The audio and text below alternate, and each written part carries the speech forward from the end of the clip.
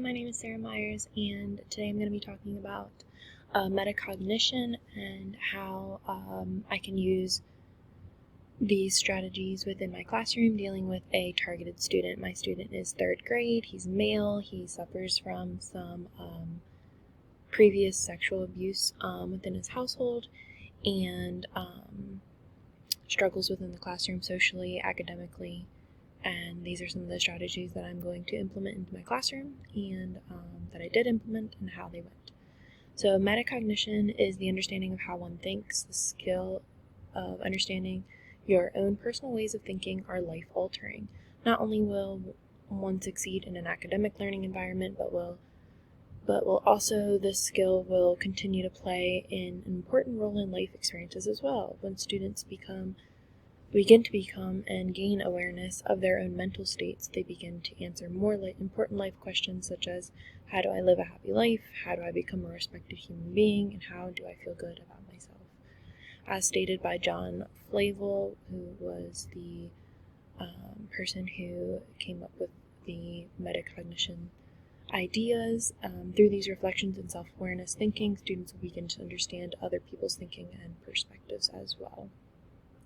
So after doing some research on metacognitive strategies, I came to realize that many of these strategies are already in some sort of way implemented within my classroom. For example, the use of rubrics when writing short and long answer responses. They're already constant practice in my classroom. Students are given a prompt with a rubric to review before answering. As I continued my research, I was also able to see how I could manipulate such strategies that are already embedded in my teaching routines to better service the metacognitive strategies for all my learners. So specific to this student, I implemented 2 strategies to help him reflect on his feelings and his way of thinking through situations. One strategy I implemented was the use of a reflection journal. I started by giving the student a journal with a prompt or a sentence starter that reflected on the lesson or emotion or the day of its entirety. Eventually, the prompts would cease, and the student would be free to write about their struggles, challenges, achievements, and/or successes. I felt the student would benefit from this strategy because it made him pause and reflect on his actions throughout the lesson. Some of the guiding questions I did start with asked him to reflect on specifics, such as how his hands were throughout the lesson that we just had. And I might give these to him, after a 20-minute math lesson. So just reflect, how were your hands? Where were they? What were they doing? And then also just throughout the lesson, I might also give them another prompt saying, like, did you stay in your seat? What made you get out of your seat? Things like that.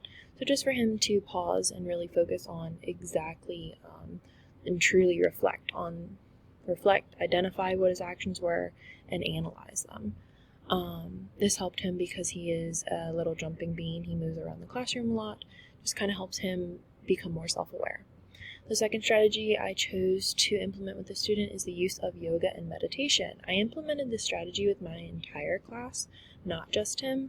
While teaching, if students became restless, if I saw that just as blanket statement, I would pause and do a 2 to 3 yoga poses with them and end with a 3-minute deep breathing meditation. I always ended with 3 minutes. No matter how many yoga poses we did 3 minutes of meditation, just where they close their eyes. They could sit in a crisscross kind of pose, could sit at their desk, whatever they wanted to do.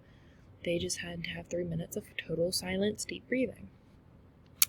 This helped redirect the restlessness and focus back on the concept that was being taught at the moment. So for this particular student, though, I made a ring of cards with the age-appropriate yoga moves and things that he could do with limited, still involving some movement, but limited distraction. That he could do any time throughout the lesson or throughout the day. So knowing his lack of self-control and his challenge of long-term paying attention, this was a quick physical release that he could perform with just minimal distractions, minimal issues with other students. So the 2 strategies I implemented for the student were very beneficial. The student responded well to the journal as it helped him self-question and reflect on his actions and academic successes and failures.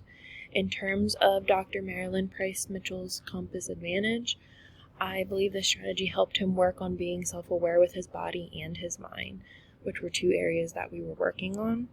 As we move forward, using the compass will be essential in helping him become developmentally successful.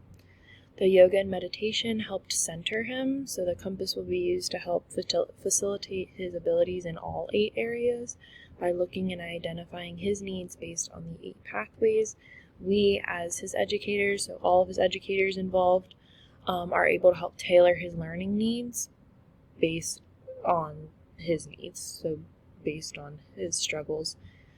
We can kind of look at those 8 pathways and see where he's struggling, and then start to kind of identify, analyze, and then implement some strategies like these 2. So thanks for listening.